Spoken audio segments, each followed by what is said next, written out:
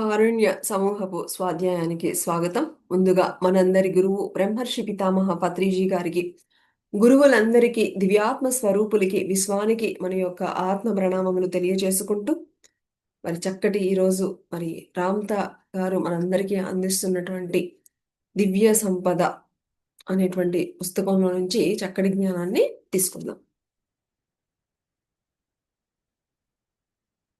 రామ్త మనకి మరి చెప్తున్నారు, మీలోని దైవ పదార్థము ఆనందంతో ఎప్పుడు కూడా నిద్రిస్తూ ఉంటుందంట. మనలో ఆ దైవం ఎప్పుడు కూడా హాయిగా పడుకుని ఉంటుందంట. ఆనందంతో గర్జిస్తూ ఉంటుంది. ఆనందంతో నాట్యమాడుతూ ఉంటుంది. ఆ! ఆహ్, విచారంతో, నిరాశ, నిస్పృహలతో మీలోని దైవ పదార్థము ఆహ్, ఆహ్, మీరు గనక అలా ఉంటే గనక ఆ దైవ పదార్థము మీలోకి ప్రవహించదు. ఇదైతే 100% కరెక్ట్ మై డియర్ ఫ్రెండ్స్. ఎప్పుడన్నా బాధగా ఉన్నప్పుడు అసలు కూర్చున్నామంటే తలనొప్పి తప్పించి ఎందుకంటే లోపల బాధ, దుఃఖము ఉంది అంటే కూర్చున్న ఎనర్జీ ఏంటంటే లోపలికి వెళ్ళదు. ఇది నేను ఒకసారి గమనించాను. ఏంటి కూర్చున్నా కూడా ఎందుకు ఏంటి అంటే కొంచెం లోపల ఎక్కడో ఏదో కొంచెం వెల్తీగా ఉన్నట్టు ఏదో అనిపించింది. ఆహా! అంటే ఇదే అన్నమాట. సో, ఫస్ట్ మూడ్ మార్చుకోవాలి అని అనిపించింది నాకు. సో, అలాగా ఎప్పుడైనా సరే చూడండి, విచారంతో కానీ, ఎక్కడన్నా నిస్పృహలతో గానీ, ఎక్కడన్నా ఉంటే లోపలికి ప్రయాణించదట. చూడండి మరి. అందుకనే ఎప్పుడు గురువులందరూ ఆనందంతో ఉండండి. ఏది వచ్చినా కూడా యాక్సెప్ట్ చేసేయండి అని చెప్తూ ఉంటారు. అద్భుతాలు సృష్టించగలనే ఆనందంతో అంతర్యానం చెయ్యండి. ఓకే. చక్కగా మీకెలా కావాలో అలాగ ఊహాశక్తితో కలలు కనండి. పరిశూన్యము, మహాపరిశూన్యము అంతర్యానం ద్వారా సందర్శించినట్లయితే, ఈ సృష్టి యొక్క సమస్త ధర్మాలు మీలోనే ఉన్నాయి అని గ్రహించగలుగుతారు. మానవులందరిలోనూ ప్రవహిస్తున్నది ఒకే చైతన్య శక్తి అని తెలుసుకోగలుగుతారు. ఈ విషయాన్ని అర్థం చేసుకోవడానికి మీరు మరింత చైతన్య శక్తిని పురోభివృద్ధి చెందించుకోవాల్సి ఉంటుంది. ఒక నిర్దిష్ట చైతన్య స్థాయిని అందుకునేంత వరకు మీరు వేరే ఇతర మనుషులు వేరే అనే భ్రాంతి కలుగుతూ ఉంటుంది. అంటే రామ్‌తా చెప్తున్నారు. ఇది గనక ఎప్పుడైతే ఈ యొక్క శక్తి మీలోకి ప్రవహించి మీరు గనక ఆ లోపలికి ప్రయాణించగలిగితే, అప్పుడు ఇక మీరు పూర్తిగా తెలుసుకుంటారు. అందరిలోనూ ఉన్నది ఒకటే దైవ పదార్థము. అప్పటి వరకు లేకపోతే మీరు వేరు, నేను వేరు అనేటువంటి భావన ఉంటూనే ఉంటుంది. కానీ మీరు తెలుసుకుంటే గనక మీకు ఆ ఫీలింగ్ ఉండదు. ఇతర మనుషులు మీతో వేరు చేయబడినట్లుగా, మీరు విభేదిస్తున్నట్లుగా అనిపించవచ్చు. కానీ ఆత్మశక్తి పరంగా మాత్రము మనందరము ఒక్కటే. బాహ్యంగా ఏకకర్మలను ఆచరించిన దాని ప్రభావం మీ అంతర్శక్తి పైనే మరి ఆహ్, పడుతుంది. మీరు ఇతరులకు ద్రోహం చేస్తే దాని ప్రభావము మీ అంతరశక్తి పైనే పడుతుంది. మీరు ఇతరులను గాయపరిస్తే మీ అంతరశక్తి కూడా అందుకు అనుగుణంగా ఉంటుంది. మీరు చేసే కర్మలు, కార్యాల తాలూకా విద్యుదయస్కాంత తరంగాలు మీ అంతర్శక్తిని తాకుతూ ఉంటాయి. చూడండి, మనం బయటికి చేసేటువంటి ప్రతి ఒక్క పని కూడా మన లోపల ఉన్నటువంటి అంతర్శక్తిని తాకుతూ ఉంటాయట. ఉదాహరణకి మనం ఎవరినైనా బాధ పెట్టి, ఇబ్బంది పెట్టాము అంటే గనక లోపల ఎక్కడో కిటుక్ కిటుకుమంటూ ఉంటుందన్నమాట. అది ఎక్కడ తగులుతుందంటే మన లోపలికే తగులుతూ ఉంటుంది. చూడండి, ఎవరికైనా సహాయం చేసినప్పుడు గానీ, ఎవరికైనా హెల్ప్ చేసినప్పుడు ఎవరి గురించన్నా మంచిగా మనము పని చేసినప్పుడు అది ఆ ఆనందము అది ఎక్కడ తగులుతుందంటే మన లోపలికి మనకే అట ఆ తరంగాలన్నీ గూడా మనకే అని రాంతా మనకి చెప్తున్నారు. అంతర ప్రపంచము మరి బాహ్య ప్రపంచంలోని కర్మలు పరస్పరం ఒక దానికొకటి ప్రభావితం చేసుకుంటూ ఉంటాయి. మీరు ఇతరులను చెడు తలపెడితే దాని తాలూకా విద్యుదయస్కాంత తరంగాలు మీ అంతర ప్రపంచంలో రికార్డ్ అవుతూ ఉంటాయి. చూడండి, మీరు గనక ఏది బయటికి చేస్తే అది అవన్నీ కూడా ఆ తరంగాలు ఎక్కడ తిరిగి మిమ్మల్నే టచ్ అవుతూ ఉంటాయని చెప్తున్నారు. విద్యుదయస్కాంత తరంగాలు మీ అంతర ప్రపంచంలో రికార్డ్ అవుతూ ఉంటాయి. ఎందుచేత అంటే మానవులందరిలోనూ ప్రవహిస్తున్నది ఒకటే చైతన్యము. మన ఇతరులకు దేనికి పంచుతామో అదే మనకు వస్తుంది. అదే మనం ఫీల్ అవుతూ ఉంటాం. మంచి చేస్తే మంచి వైబ్రేషన్స్ వస్తాయి. చెడు చేస్తే చెడు వైబ్రేషన్స్ వస్తాయి. ఎదుటి మనిషి మూర్ఖుడని మీరు భావిస్తూ ఉంటే అది మీ అంతరంగంలో మూర్ఖత్వం వల్లనే అలాంటి భావన కలుగుతుందని గ్రహించండి. ఫ్రెండ్స్ కానీ అంటే కొన్ని కొన్ని ఎలా ఉంటాయంటే ఆహ్, ఈ ఆధ్యాత్మిక సత్యాల్లో వేరే వాళ్ళు మూర్ఖంగా కనిపిస్తున్నారు అంటే అది వాళ్ళు కాదు. మీరే మీ లోపల ఏదో ఉంది కాబట్టి మీకది కనిపిస్తూ ఉంది అని అనిపిస్తూ ఉంటుంది. ఇది కొంచెం అర్థం చేసుకునేటప్పుడు కొంచెం కష్టంగానే ఉంటుంది. ఎందుకంటే మనకి, మనకి మన యొక్క దైనందిక జీవితంలో అనేక సార్లు మనకి ఎంతో మూర్ఖంగా పనిచేసే వాళ్ళు తారసపడుతూ ఉంటారు. తారసపడేటప్పుడు వాళ్ళని మూర్ఖంగా అనిపిస్తుంటే వెంటనే అమ్మో! ఏంటి మనం పుస్తకాల్లో చదువుతున్నాం గదా! వాళ్ళల్లో మూర్ఖత కనిపిస్తుంది అంటే, అంటే ఏంటి మనలోనే మూర్ఖత ఉందంటే, నాకెక్కడ మూర్ఖత ఉంది అనేటువంటి ఆ సందిగ్ధం గూడా ఆహ్, మరి తప్పకుండా అందరికీ కలుగుతుంది. ఎందుకంటే మనం ఎక్కడ ఆహ్, అందరూ ఒకేలాంటి మనుషులు ఉండేటువంటి లోకంలో లేము. ఒక్కొక్కళ్ళు ఒక్కొక్క రకంగా ఉంటారు. సో, మరి వాళ్ళల్లో అది కనిపిస్తుంది అంటే మనం వెంటనే చెక్ చేసుకోవాలి. అమ్మో! ఏంటి నాలో గూడా ఆ మూర్ఖత్వం ఉంది. అందుకనే వాళ్ళు నాకు కనిపిస్తున్నారా అని. ఆ! ఓకే. మీరు ఎదుటి మనిషిలో చూసేవన్నీ మీ అంతరంగంలోని వల్ల భావనల వల్లే కలుగుతున్నాయి. మాస్టర్స్ మనుషుల పట్ల అభిప్రాయాలు లేదా తీర్పులు ఏర్పరచడానికి మీకున్న పరిమిత జ్ఞానము చాలదు.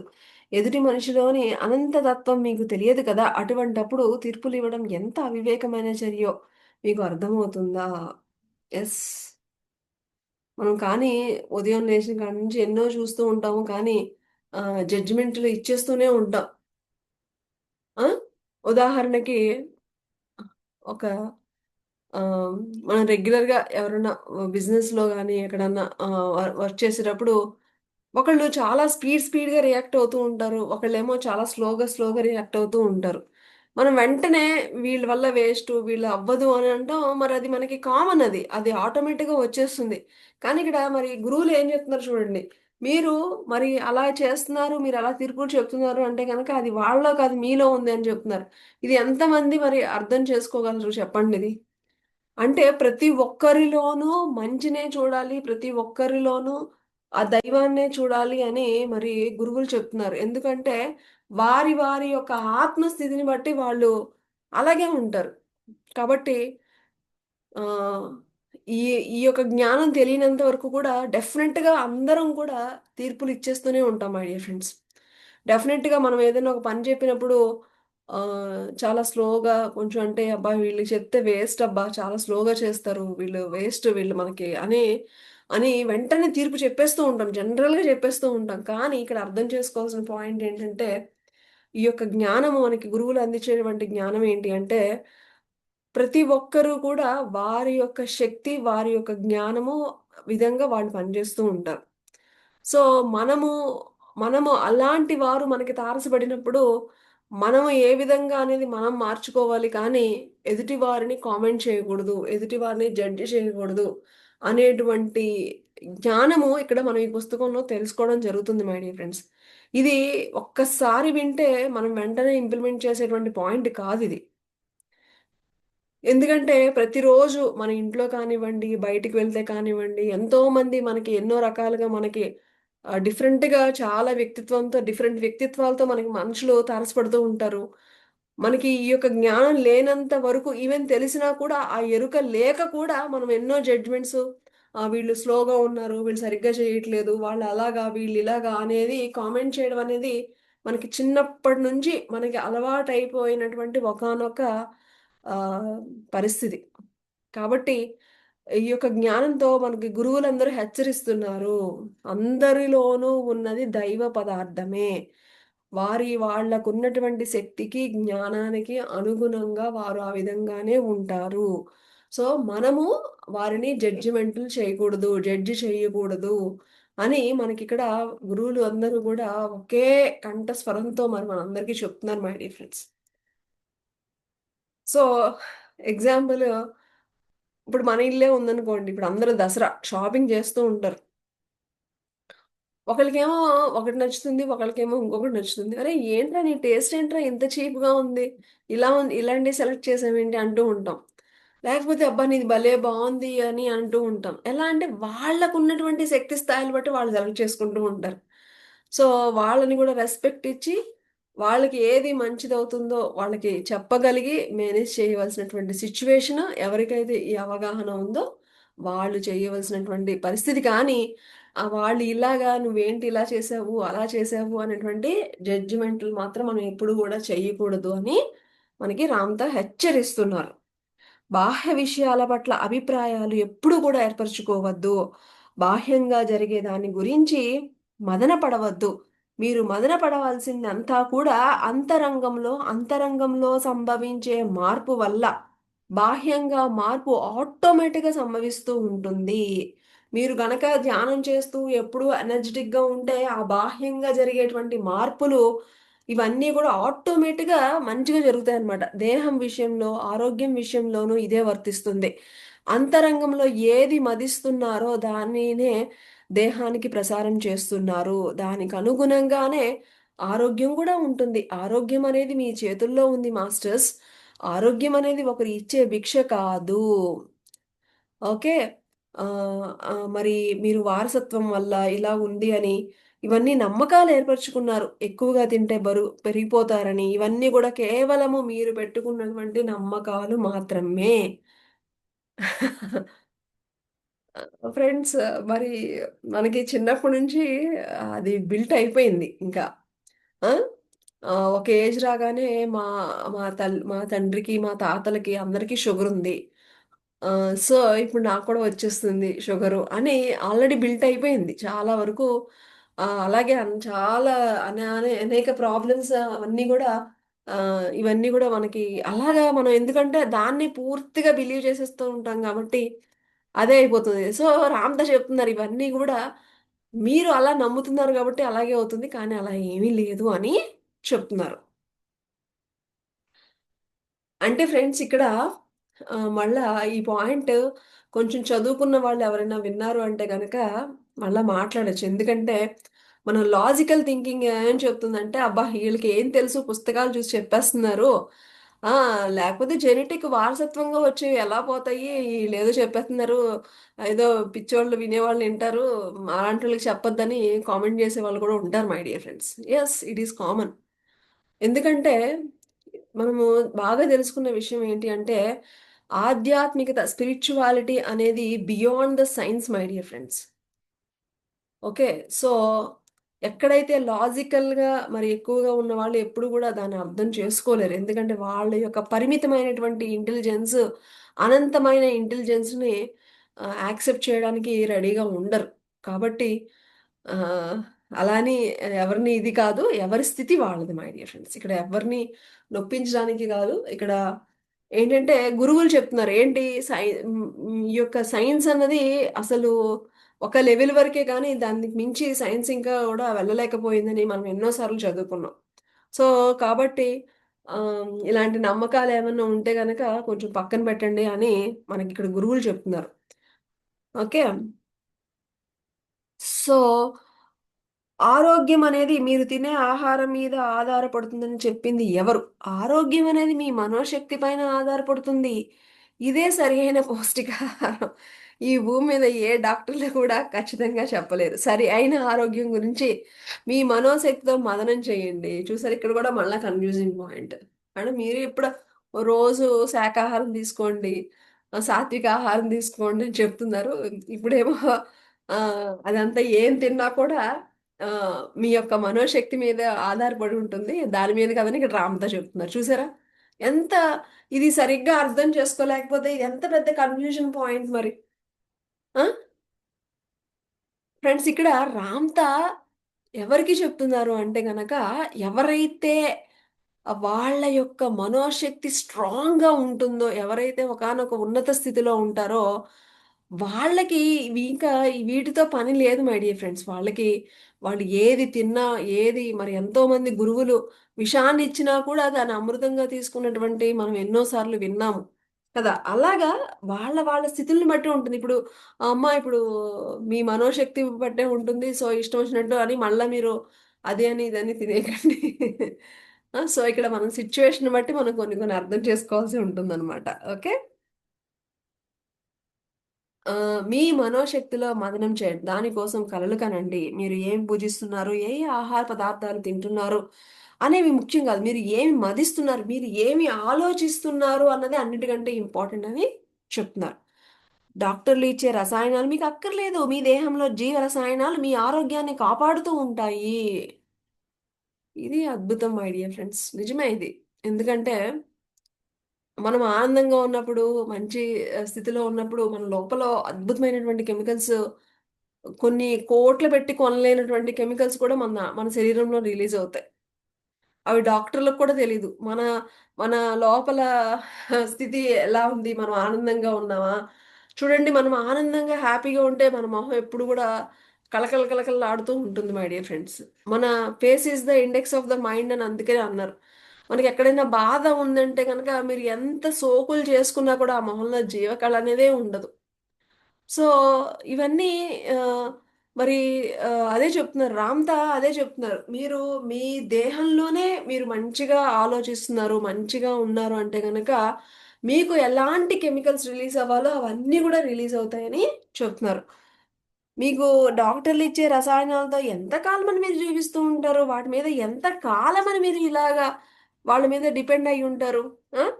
జీవితంలో అన్ని బాధలకు మూల కారణం ఏంటి అంటే, అక్కడ సరి అయినటువంటి జ్ఞానము లేకపోవడమే. ఆరోగ్యం కోసం ఆర్తనాదాలు చేస్తున్నారు. ఆర్థిక సమస్యల పరిష్కారం కోసం ఆర్తనాదాలు చేస్తున్నారు. అవి కావాలి, ఇవి కావాలి అని ఆర్తనాదాలు చేస్తున్నారు. ఆత్మజ్ఞానం ఉంటే ఈ ఆర్తనాదానాలు ఏమీ ఉండవు కదా!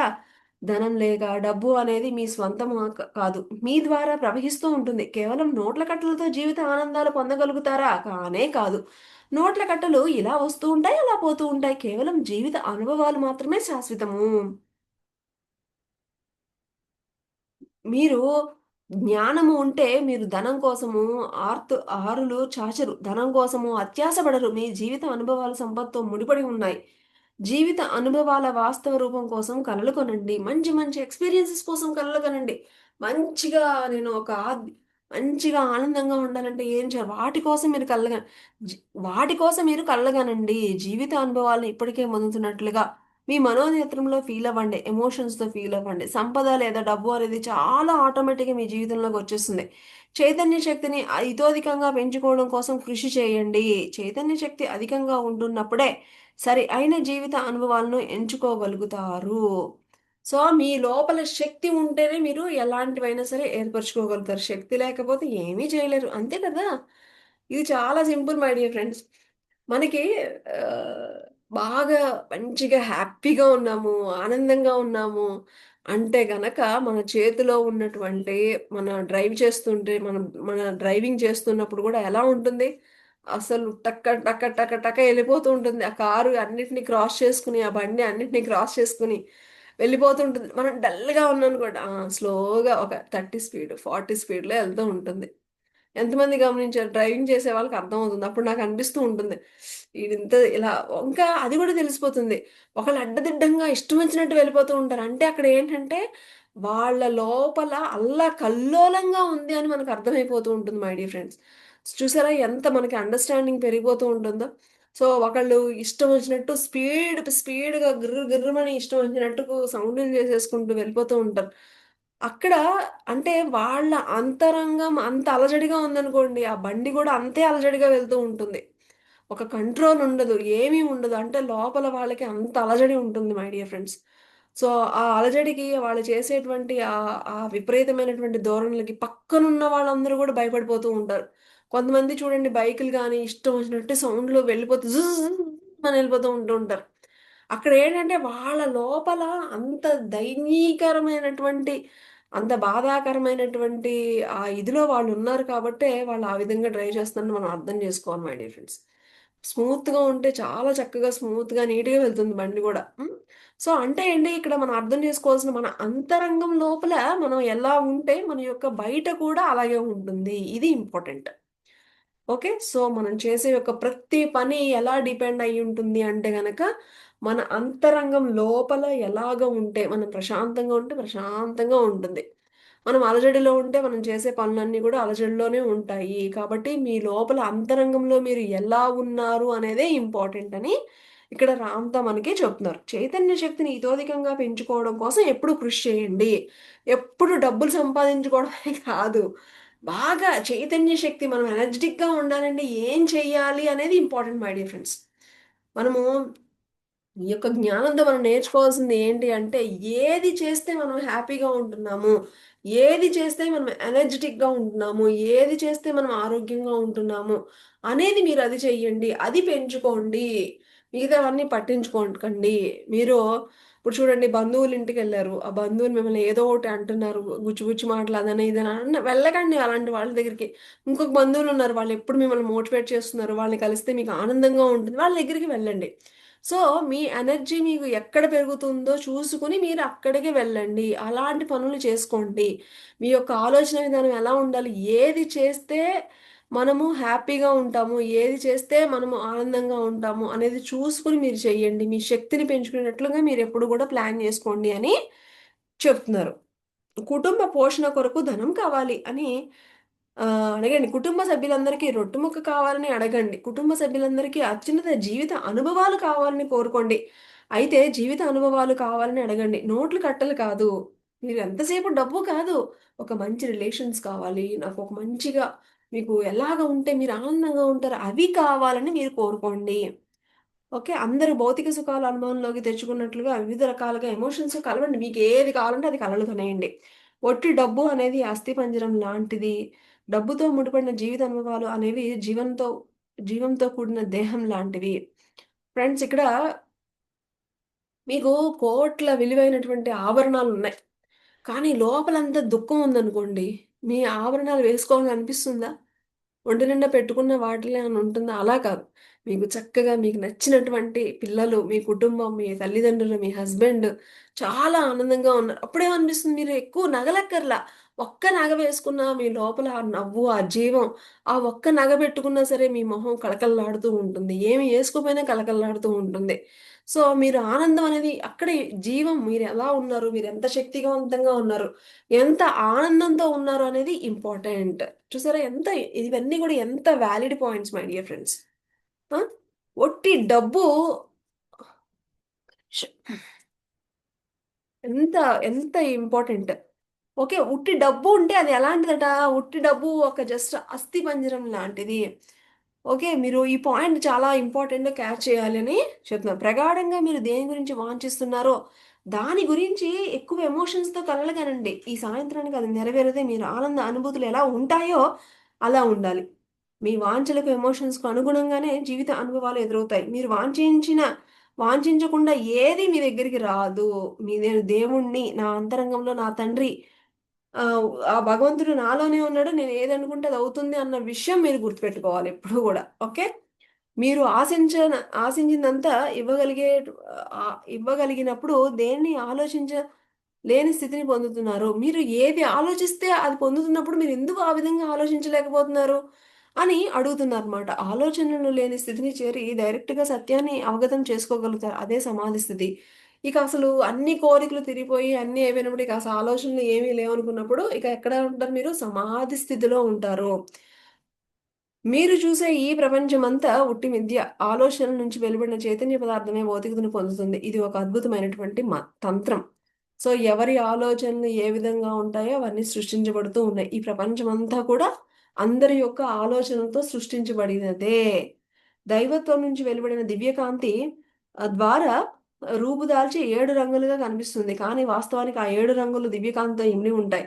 ఒక ఇంద్రధనుస్సులో అనేక రంగులుంటాయి. కానీ ఆ రంగులన్నీ ఎందులో వచ్చాయంటే ఒకానొక కాంతి, ఆ తెల్లటి కాంతిలో నుంచి 7 రకాలైనటువంటి ఇంద్రధనుస్సు రంగులు ఎలాగైతే వచ్చాయో, ఇవన్నీ గూడా అంతే. ఒకటే శక్తి అనేది ఒకటే. కాకపోతే ఇన్ని రకాల కోణాలనమాట ఇవన్నీ గూడా. మీ ఆలోచనలు, భయాలు, నమ్మకాలు, మరి సంకల్పాల ద్వారా ఈ దివ్యకాంతి పంచేంద్రియాలు పదార్థంతో సంయోగం చెంది జీవిత అనుభవాలుగా వాస్తవ రూపం పొందుతున్నాయి. ఈ భౌతిక ప్రపంచంలో వీక్షించబడుతున్న ఈ సృష్టి అంతా కూడా దివ్యకాంతి మన నుంచే ఉద్భవిస్తున్నాయి. సర్వకాల వ్యవస్థల్లో ఈ దివ్యకాంతి మాత్రమే సత్యమై నిలుస్తుంది. మిగతాదంతా కూడా భ్రమయే. సో, అన్నింటిలో ఉన్నటువంటి కాంతియే సత్యము. మిగతావంతా కూడా భ్రమయే. ఈ యొక్క ఆధ్యాత్మిక సత్యాలను అవగాహన చేసుకునే స్థాయికి మనందరం కూడా ఆ సాధన చేసి ఎదగవలసి ఉంటుంది. అపవస్య రీతిలో చైతన్య శక్తిని పరిణామం చెందిస్తుండడం వల్ల మీలో కొంతమంది దైన్య పరిస్థితులకు ఎదుర్కోవడం జరుగుతుంది. ఈ యొక్క అజ్ఞానం మూలనే మనం అనేక రకాలైనటువంటి బాధాకరమైనటువంటి పరిస్థితుల్ని మనము ఎదుర్కోవాల్సి వస్తూ ఉంటుంది.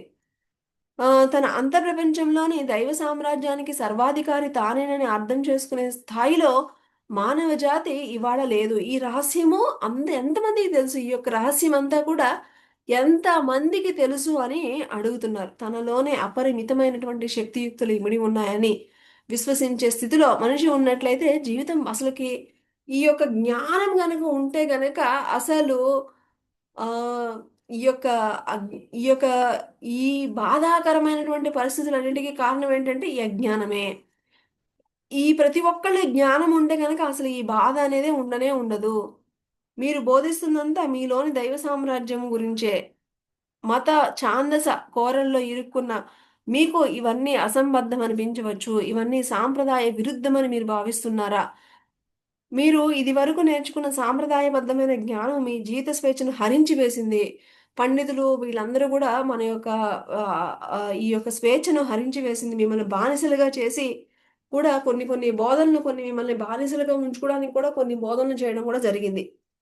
కాబట్టి ఇవన్నీ ఇప్పుడు నేను చెప్పే దాన్ని బట్టి మీరు గతంలో ఉన్నటువంటి మీ బానిసత్వపు సంబంధించిన సంఖ్యలను మీరు నుంచి బయటపడండి అని చెప్తున్నారు. నా బోధనలు మీరు ఆచరించినట్లయితే మీ జీవితాలను మీరే చక్కగా దిద్దుకోగలుగుతారు. మీ జీవన జ్యోతిని మీరు వెలిగించుకోగలుగుతారు. ఈ బోధనల సారాంశం మీకు అర్థమైనట్లయితే ఆహ్, ఇక ఇంక మీరు తెలుసుకుంటారు. దేవుడు వేరు, మీరు వేరు కాదని. ఇక మీరు జీవితం అంతా సుఖశాంతులతో ఆనందంగా మీరు మలుచుకోగలుగుతారు. అంతరంగంలో దైవ సామ్రాజ్యంలో సర్వ సమర్థతలు, దైవ సంపద మీకు వారసత్వంగా ఉన్నాయని తెలుసుకోండి. ఓకే. ఎమోషనల్‌గా ఫీల్ అవ్వకుండా ఎమోషన్స్‌ని అణిచిపెట్టుకున్నంత కాలము మీరు ఈ యొక్క శక్తిని మీరు తెచ్చుకోలేరు. అందమైన మనోశక్తి ఎక్కడి నుంచి ఉద్భవిస్తుందనుకున్నారు? మీలో మీలో నుండే మీ అంతఃప్రపంచంలో మీలోని దైవ సామ్రాజ్యం నుంచి ఇవన్నీ గూడా ఉద్భవిస్తున్నాయి. సాంప్రదాయబద్ధమైన ఆచారాలు, వ్యవహారాలు మీ జీవితంలోని ఆనందాన్ని తుడిచివేశాయి. ఇక ఈ సాంప్రదాయాలను స్వస్తి పలకండి. ఓకే. మీ ఎమోషన్స్, ఫీలింగ్స్‌ని మీద మీరు ఆధారపడండి అని చెప్తున్నారు. మీరు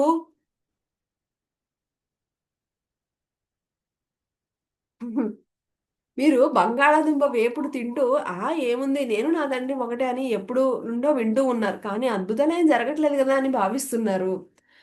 ఎప్పుడు వింటూనే ఉన్నానులే దేవుడు నేను ఒకటే అని. కానీ మాకేం అద్భుతాలు జరగవు గదా! అని అనుకుంటూ ఉంటారు గదా! అది కూడా చెప్తున్నారు. ఇదంతా నమ్మశక్యంగా అవడం లేదు కదూ! కుక్క ఎప్పటికీ కుక్కగానే, గాడిద ఎప్పటికీ గాడిదగానే ఉంటుంది. మా పూర్వీకులంతా సాంప్రదాయాలకు అంటిపెట్టుకోలేదా? నేను వేరే, దేవుడు వేరే అని భావిస్తున్నారు. మీరంతా ఇలాంటి ఆలోచన ధోరణే కలిగి ఉన్నారు. యెస్. మీరు మాకేం అద్భుతాలు జరగట్లేదు కదా! నేను దేవుడు ఒకటే అని ఎలాగా మీరు నమ్మడం లేదు కదూ! అని అంటున్నారనమాట. మీరు ప్రగాఢంగా గనక వాంఛించి గొప్ప సంఘటనలను చోటు చేసుకుంటాయని నమ్ముతున్నప్పుడు తప్పకుండా జరుగుతాయి. ఓకే. సాంప్రదాయాలకు మీరు గనక నీకు నిజంగా ప్రగాఢంగా ఉంటే తప్పకుండా జరుగుతుంది. సాంప్రదాయాలకు విరుద్ధంగా ఉండాలని మీకు బోధించడం ద్వారా మిమ్మల్ని తప్పుదోవ పట్టించడం లేదు. సాంప్రదాయాల ముసుగులో ఉంటున్న మూర్ఖ అభిప్రాయాలు వదిలిపెట్టమని నేను చెప్తున్నాను. మూర్ఖ ఆలోచనలని పక్కన పెట్టండి. సాంప్రదాయాల ముసుగులో ఉంటున్న ఈ మూర్ఖత్వాన్ని తక్షణమే మీరు విడిచిపెట్టండి. నా అంతరంగంలోని దైవశక్తి నుంచి అని ప్రారంభించి, దేవుడా ఎక్కడున్నావో నన్ను కష్టాల నుంచి బయటపడవేయము అని ప్రార్థించలేరు. అంతరంగంలోని దేవుని ఒకవైపు విశ్వసిస్తూ, బాహ్య ప్రపంచంలో ఎక్కడైనా సహాయ మార్గం లభిస్తుందేమని వెతకడం ఒట్టి వివేకము. ఇంకా ఇంత తెలుసుకున్న తర్వాత కూడా మీరింకా బయట ఎక్కడో భగవంతుడా నాకు సహాయం చెయ్యి అని మీరు అడుగుతున్నారంటే అది కేవలం మీ యొక్క అజ్ఞానము, మూర్ఖత్వము. ఎందుకంటే ఆ భగవంతుడు ఎక్కడెక్కడో లేడు. మీలోనే ఉన్నాడు. మీ లోపల ఉన్నటువంటి దైవంతో మీరు మాట్లాడండి అని రామ్‌దాస్ చెప్తున్నారు. ఒకవైపు విశ్వసిస్తూ, మరోవైపు ఇంక సంశయాలు అనేది పెట్టుకోకండి. మళ్ళా మీకు డౌట్ ఇలాంటివి పెట్టుకోవద్దు అని చెప్తున్నారు. బుద్ధుడు లేదా జీసస్ లాంటి యోగులు మీ అంతరంగంలోనికి ప్రవేశించి దైవశక్తిని వర్ణించలేరు. మీలోని దైవశక్తి గురించి వాళ్ళకి తెలిసే అవకాశమే ఉండదు. వాళ్ళు చెప్పేది వాళ్ళు అంతర్యానం ద్వారా దర్శించిన వారిలో దైవశక్తి గురించే. చూడండి, ఏ బుద్ధుడు, ఏ జీసస్ కూడా మీ లోపల ఉన్నటువంటి శక్తి గురించి వాళ్ళు చెప్పలే.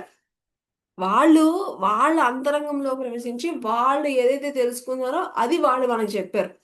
సో మీరు మీ గురించి తెలుసుకోవాలంటే మీరు అక్కడెక్కడ నెతకండి. మీ లోపల మీరు ఏవైతే ఉందో అది మీరు కనుక్కోండి. మీరు కనుక్కోండి.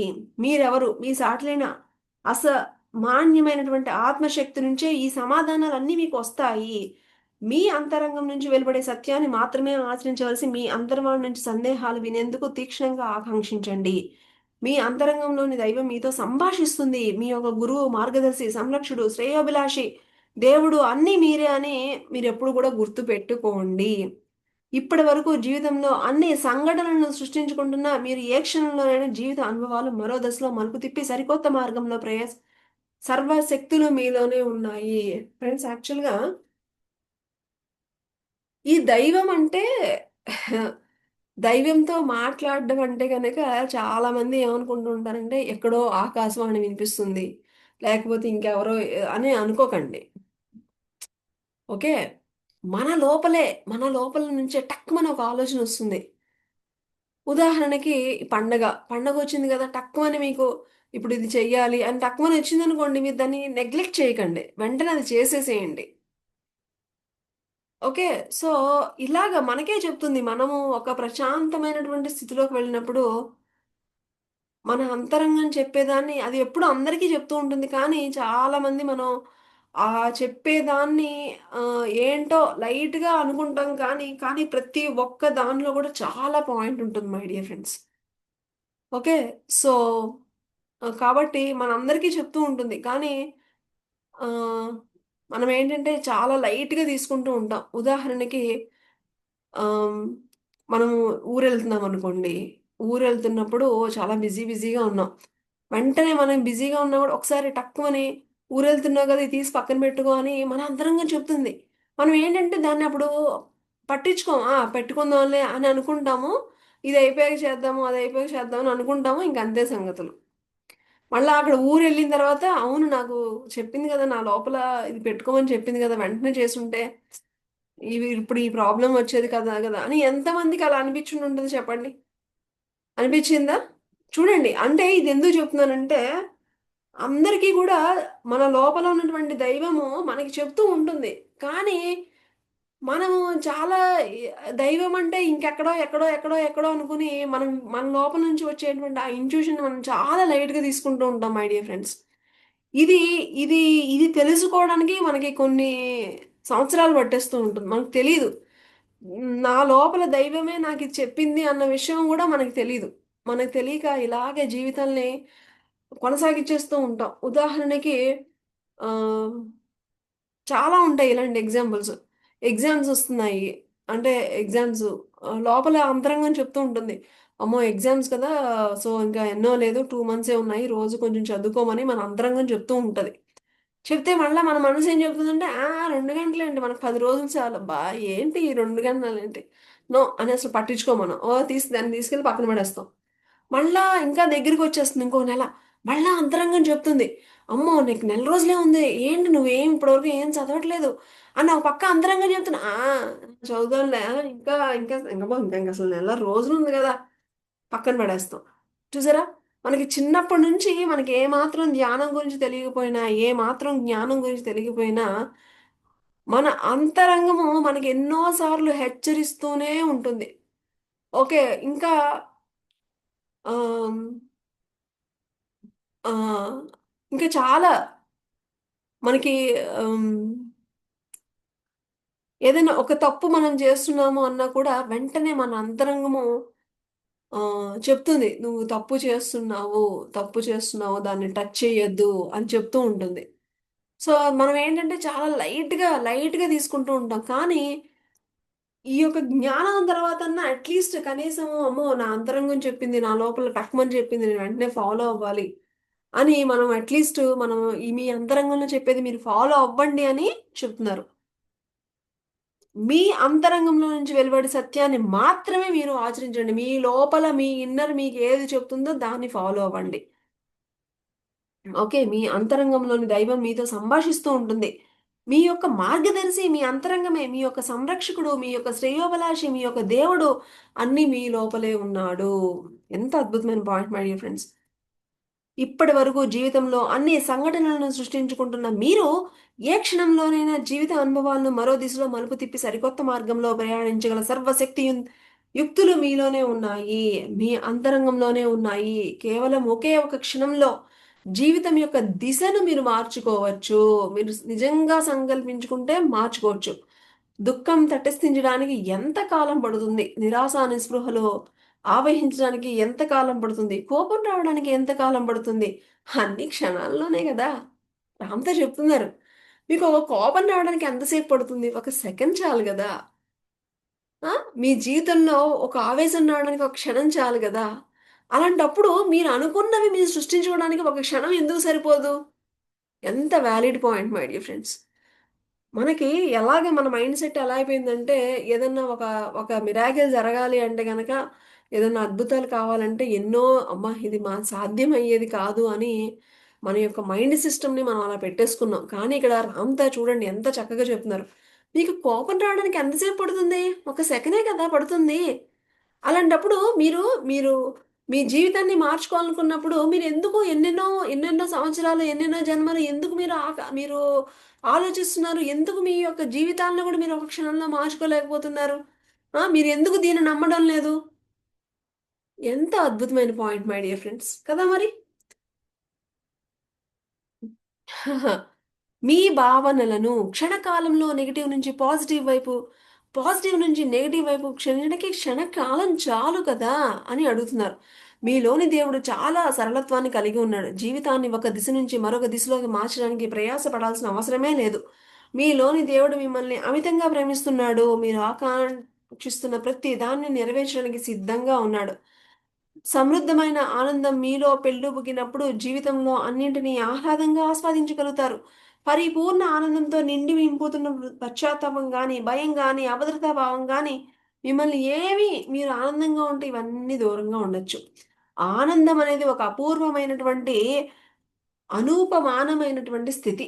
ఆ స్థితి నుంచి జీవశక్తి, సృజనాత్మకత, ప్రజ్ఞ అన్నీ గూడా ఒక్కసారి అంటే మీరు ఆనందంగా ఉంటే అక్కడట సృజనాత్మకత వస్తుందట. అక్కడ ఆ యొక్క ఆ యొక్క ఇంటెలిజెన్సు, ప్రజ్ఞ ఇవన్నీ గూడా ఒక నదిలాగా చక్కగా ప్రవహిస్తూ ఉంటాయట.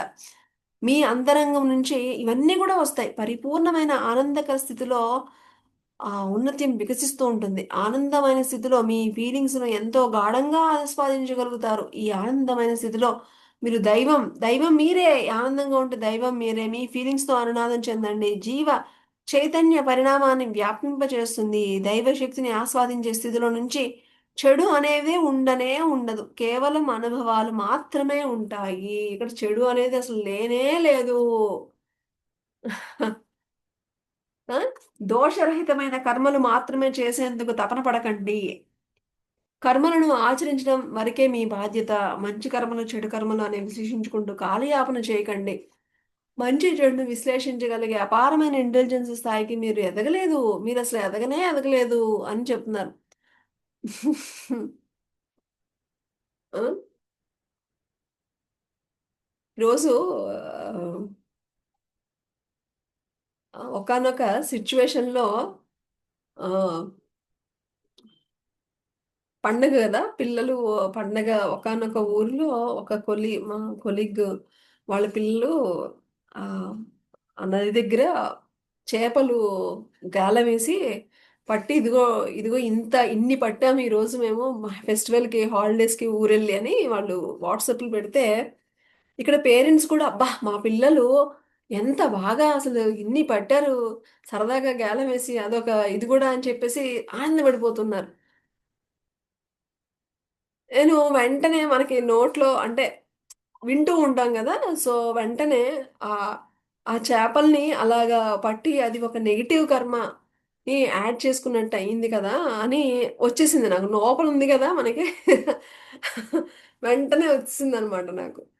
వచ్చేసిన తర్వాత అందరూ ఏంటి సరదాగా దాన్ని మీరు ఇక్కడ కూడా నెగిటివ్ కర్మ, బ్యాడ్ కర్మ అంటున్నారేంటి అని అంటే నేను మళ్ళా వెంటనే నేను కూల్ అవ్వాల్సొచ్చింది. ఎందుకంటే వాళ్ళు అలాగా ఆలోచిస్తున్నారు అంటే అది వాళ్ళకున్నటువంటి జ్ఞానం మై డియర్ ఫ్రెండ్స్. వాళ్ళేంటి మా పిల్లలు ఎంతో గొప్పగా ఆ ఫిషింగ్ అనేది వాళ్ళు చేశారు. అదొక గొప్ప కింద ఆళ్ళు ఫీల్ అవుతున్నారు. అదేంటి వాళ్ళకున్నటువంటి జ్ఞానం.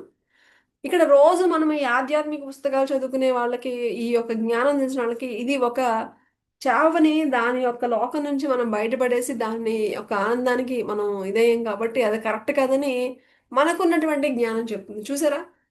మనము ఒకే చోట ఉన్నాము. కానీ పక్కపక్కనే ఉంటాము. కానీ ఎవరి జ్ఞానానికి తగిన విధంగా వాళ్ళు బిహేవ్ చేస్తూ ఉంటారు. ఇక్కడ వాళ్ళు తప్పా అంటే తప్పు కాదు. ఎందుకంటే వాళ్ళకున్నటువంటి జ్ఞానం అదే.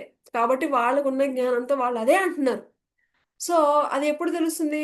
కొన్ని జన్మలు కొన్ని అయిన తర్వాత అప్పుడు గాని తెలీదు. సో, ప్రతీది కూడా ఇలాగ మన జీవితంలో ఎన్నో చూస్తూ ఉంటాం మై డియర్ ఫ్రెండ్స్. ప్రతి ఒక్కళ్ళు కూడా వాళ్ళకున్నటువంటి జ్ఞానంతోనే వాళ్ళు బిహేవ్ చేస్తూ ఉంటారని మనం ఎప్పుడు కూడా గుర్తుపెట్టుకుని మనం ఎక్కువ ఆ! రియాక్ట్ అవ్వకూడదు. అర్థం చేసుకోవాలి. చెప్పాలి. వినే స్థితిలో ఉంటేనే చెప్పాలి. వినే స్థితిలో లేనప్పుడు కామ్‌గా ఉండాలి. ఆ! ఆత్మ అలాగా చెప్తుందనమాట. ఇక్కడ మంచి, చెడు అనేది ఏమీ లేదు. వాళ్ళకున్నటువంటి జ్ఞానానికి తగ్గట్టుగా అనుభవాలు పొందుతూ నేర్చుకుంటూ ఉంటారని ఇక్కడ రామ్‌దా చెప్తుంటే నాకిప్పుడు ఆ సిట్యుయేషన్ గుర్తొచ్చిందనమాట. ఓకే. ఇక్కడ చెప్తున్నారు. రామ్‌దా నేను చెప్తున్నాను గదా! ఈరోజు నేను మీకిన్ని బోధనలు చేస్తున్నాను గదా! ఆయనే చెప్తున్నారు. ఏమని? నేను కూడా ఒకప్పుడు ఎలాంటి వాడినో మీకు తెలీదు. నేను ఒకప్పుడు కరుడుగట్టినటువంటి మూర్ఖుడిని నేను. ఎంత, ఎంత కర్కశంగా తలలు నరికేసేవాడినో, ఎంత అజ్ఞానంతో ఉండేవాడినో, ఎంత అటవికంగా నేను ప్రవర్తించానో నాకే తెలుసని రామ్‌తో చెప్తున్నాడు. రామ్‌తో చెప్తున్నారు. ఈరోజు నేను మీకు ఇన్ని బోధనలు చేస్తున్నాను గదా! సో, కానీ నేనసలు ఒకప్పుడు నేను ఎలాంటి వాడినో మీకు తెలుసా? అని రామ్‌తో చెప్తున్నారు. ఏంటంటే ఆయన చాలా మూర్ఖంగా అందరిని నరికేస్తూ మూర్ఖమైనటువంటి పనులు ఎంతో అజ్ఞానంతో ఆహ్, ఎంతో దారుణంగా ఉండేవాడిని. ఎంత అజ్ఞానంతో ఉండాను. కానీ నేను అంతరంగంలోని దైవ సామ్రాజ్యాన్ని తెలుసుకున్న తరువాత మరి నేను ఇవన్నీ తెలుసుకున్నాను. నేను అలాంటి స్థితి నుంచే వచ్చాను. కానీ ఎప్పుడైతే నేను నా అంతరంగంలోకి ప్రవేశించానో ఇవన్నీ నేను తెలుసుకోగలిగాను. మీ అందరికీ సాధ్యమే. మీరు గూడా అందుకనే మీరు గూడా ఇవన్నీ తెలుసుకోవాలి అంటే మీరు ఎక్కడికెళ్ళాలి? మీరు అంతరంగంలోకెళ్ళాలి. సో, అందుకనే పత్రి సార్ చెప్తూ ఉంటారు. మీరు ఎవ్వరికీ ఏమి చెప్పొద్దు. ఏం చెప్పాలి? ధ్యానం చేసుకోమని చెప్పండి అని చెప్తారు. ఎందుకు? ఎందుకంటే ధ్యానం చేసుకుంటే ఎవరి అంతరంగంలోకి వాళ్ళు వెళ్తే ఆటోమేటిక్‌గా వాళ్ళలో ఉన్నటువంటి దైవత్వము మ ఆళ్ళకే చెప్తుందనమాట. ఆహా! ఆ చేపలు అవి చక్కగా ఆనందంగా ఉన్నాయి కదా! వాటిని చంపడం తప్పు అని మీరు చెప్పక్కర్లా. వాళ్ళు ధ్యానం చేసుకుంటే, ఆ ధ్యానంలోనే వాళ్ళు ఆ శక్తిని పొంది, వాళ్ళకి వాళ్ళే ఆ యొక్క జ్ఞానంతో వాళ్ళ యొక్క జీవితాలని మలుచుకుంటారు.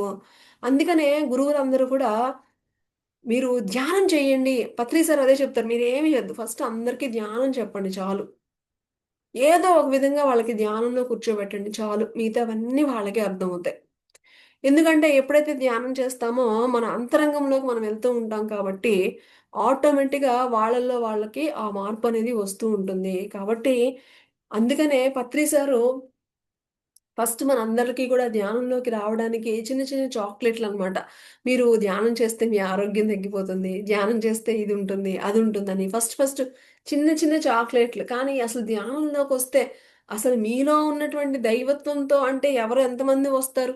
సో, అందుకని సారు ఫస్ట్ నుంచి కూడా మనల్ని ఎలాగా ఒక చిన్న పిల్లవాడిని స్కూలుకి పంపించాలంటే ఎలాగా ఆ చాక్లెట్ ఇచ్చి ఎలాగైతే పంపించొచ్చో నిజంగా మనందరి గురువు బ్రహ్మర్షి పితామహ పత్రిజీ మనందరిని గూడా చిన్న చిన్న చాక్లెట్‌లిచ్చి ఎంత చక్కగా మనందరిని ఈ స్థితికి తీసుకొస్తున్నారు మై డియర్ ఫ్రెండ్స్. అందుకనే గురువులకి ఎంత చెప్పినా తక్కువే మై డియర్ ఫ్రెండ్స్. ఎంత కృతజ్ఞతలు చెప్పుకున్నా కూడా తక్కువే. శక్తి యొక్క అనంత తత్వాన్ని అనుభూతి చెందాలి అంటే, ఈ వర్తమానంలోని ప్రతి క్షణాన్ని సంపూర్ణంగా ఆస్వాదించి జీవించడం నేర్చుకోవాలి. ఈ వర్తమానంలో జీవించడం అనేది సాధన చేయండి. ఈ నక్షత్రాల శక్తిని నక్షత్రాలు ప్రతి ఒక్కటి వర్తమానంలో ఉండి ఆస్వాదించండి.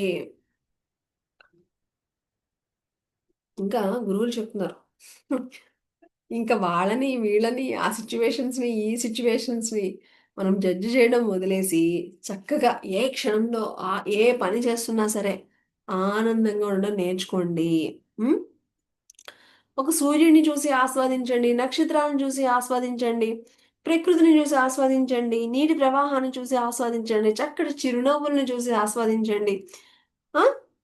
అంతా గూడా అన్నీ ఎందుకంటే వి ఆల్ ఆర్ లింక్డ్ అని చెప్తున్నాం. మనందరం గూడా కనెక్ట్ అయ్యి ఉన్నాము. సూర్యుడితో కనెక్ట్ అయ్యి ఉన్నాము. నక్షత్రాలతో కనెక్ట్ అయ్యి ఉన్నాము. ఆ చేపలతో కనెక్ట్ అయ్యి ఉన్నాము. ఆ చేపలను చంపిన లోపల లోపల అంతరంగం చెప్తుంది నువ్వు తప్పు చేస్తున్నావు, తప్పు చేస్తున్నావు అని. కానీ ఆ వినే స్థితిలో ఆ పట్టేవాడు ఉండడు. అది అక్కడ మూర్ఖత్వం. అది అంత దైవానికి అంత దూరంగా ఉండడం మూలన తెలీదనమాట. అంతే తేడా.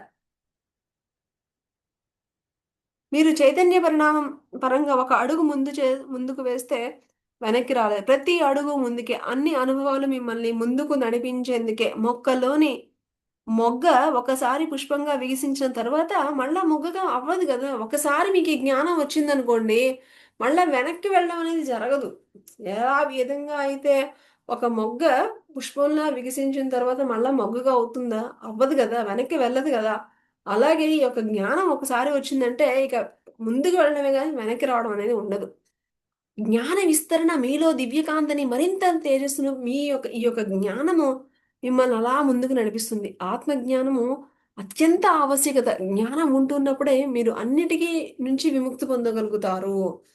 అపారమైన అవకాశాలు సృష్టించే వీలుంటుంది. జ్ఞాన సంపద పెరిగే కొలది మీలో అనవసరమైనటువంటివన్నీ కూడా పోతూ ఉంటాయి.